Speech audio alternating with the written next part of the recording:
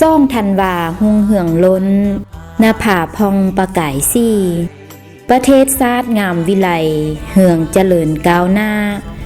ปวงชนลาวข้อนอบน้อมอวยพรใส่เดพักลัด46 ปีข้องความเก่งกาเสียสละสู้สนนั้นแล้วน้ำเจอวันศาสตร์ที่ซ่องธันวาครบรอบ46 ปีย่างสุดเจอด้วยความรู้บุญคุณจากวิทยาลัยกสิกรรมและป่าไม้ภาคเหนือ